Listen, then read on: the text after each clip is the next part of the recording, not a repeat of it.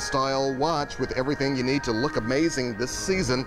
Those stories, much more. It's all today right here on News Channel 3, live at 9. But first up for you, athletes put a lot of stress on their bodies, often taking blows that can result in a concussion. Well, now a Memphis doctor is using new technology to determine if those athletes have suffered any lasting damage. Dr. Rolando Toyos is putting local high school football players into a test to see how this works, and is also working with an NFL team. And he's here with Ramon Gomez, who's kind enough to let us experiment on him, right? And Shirin Nazan from Dr. Toyos' clinic. This technology is really groundbreaking. It's the only kind in the country, right? It is. You know, the concussion is a big story right now, and it's more for detection of concussion. Right. Because what's happening is, if you look at research, if a player has a mild concussion and there's 3 grades of concussion, and they go back on the field and get another concussion, that can lead to brain damage later on. So that early detection of even a mild concussion is essential. Exactly. They looked at the brains of NFL players, and they found that players that had 3 to 5 concussions showed permanent brain damage. Wow. And then NFL players who suffer 3 to 5 concussions have a higher rate of depression and loss of function, loss of memory, and things like that. So, Doctor, how revealing can this new technology be? What exactly can it really pinpoint and show us that maybe we haven't seen or heard of before?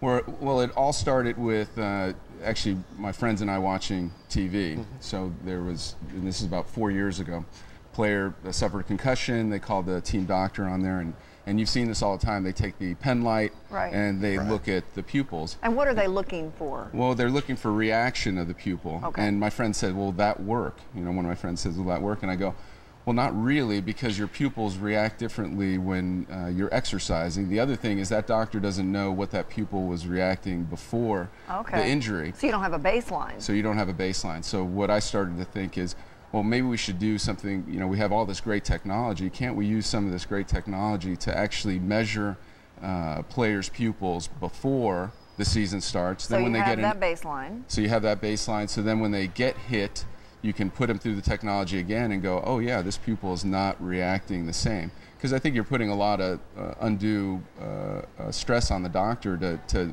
make a determination if this person has a mild concussion or not, based on what they're going to see with a pen light, which is not going to work. So sometimes the way they do it now, someone with a mild concussion could be right back in. That's right. Because, and then you've got real problems. You know, one of the things that people don't understand with athletes is they don't want to be pulled out of the game. So a lot of the testing that they do now, like the NFL has a specific test, is memory. So they're asking them questions that they asked in the beginning of the year, and then they come out in the field and they go, you know, what's your mother's maiden name, or something like that. Well, they're going to answer that, you know, and if they can't answer, they can just go, well, you know, I'm tired because of lack of oxygen. I don't know if you've ever been on a Stairmaster and somebody asks you a question, you trying to answer that question out of memory. You're not like, the easiest thing to do. Not easy. You're tired, you have lack of oxygen to the brain. So what we have to do is take the subjective out of the test and go with something objective that you can compare somebody's pupil before and then after. So let's step over here just for a minute and kind of give us an idea. Let me step over here so we can... Yeah, we won't get in the way here. There you go. You want me here? Okay.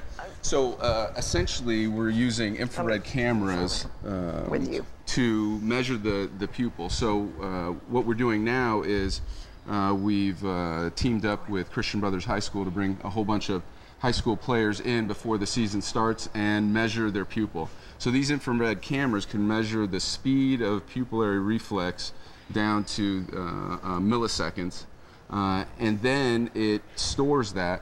So now that same player, if he gets hit and we're worried about concussion, we can run him through this. It takes 1 minute, and we can tell just by looking at the pupillary function. So on this day, Doctor, on this day, what Ramon is our football player, is he not? So exactly what do you see here? So this tells us the speed of how fast his pupil reacts. Okay. And it tells us in milliseconds, and it can tell us the velocity of pupil reaction by millimeters per second of the pupil contracting to a specific stimulus and then relaxing. So what does Ramon do and we're gonna on show the you field? right now. Let's say he's come off the field. He comes off the field, and then we put him right here in the oculus, and you can see we move this oculus here. We can move it anywhere we want, so we can actually have this right on the field. So the team doctor would buy this. I mean, the team would have this. The trainer. So what we're looking at is for, you know, you've got high school, college. Everybody has a trainer on the field, and this is so easy. You know, we have a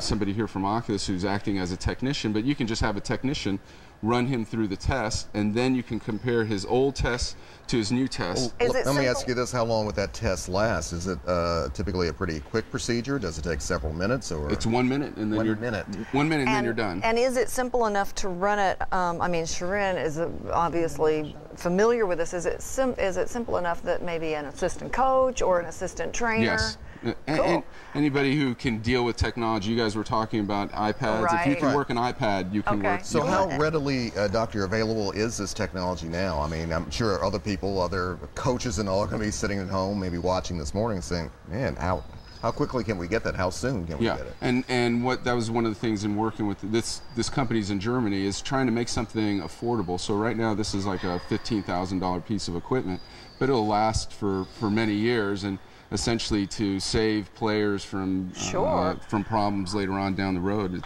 Well, honestly, as a recruiting tool, if my son were a high-level athlete and one college, it was all things equal, except that one college had this and was going to use it, and the other one wasn't, this would be a huge recruiting tool for parents. And then this, look, he just went through the test, and so that conversation that we had, he just went through the flashing lights and test. What about, you mentioned during exercise the pupil has different changes. Does this measure or take into account that as well? Yeah, and that's what we did. So we measure a player at rest. Okay. And then we have them exercise so that we can get their blood flow and their blood pumping up over 120. So you know how that meeting. player. Yeah. So now we know how their pupil reacts to exercise. The other thing that we do is say we find that he has a concussion. When do we let him back into the game, or when do we let him back into playing? And this is what you can use to follow that player. So one of the first players that went through this technology, we had a pro basketball player that had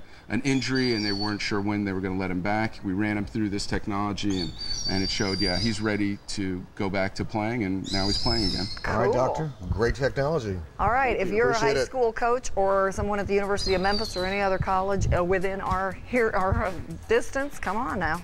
That's a great tool. Thank you guys very much. All right. Got a lot planned for you on this Thursday morning on News Channel 3 Live at 9. You've been hearing the sounds of an animal here. Peabody Place has gone to the birds, so to speak. We'll be right back to tell you what's going on. You're watching News Channel 3 Live at 9.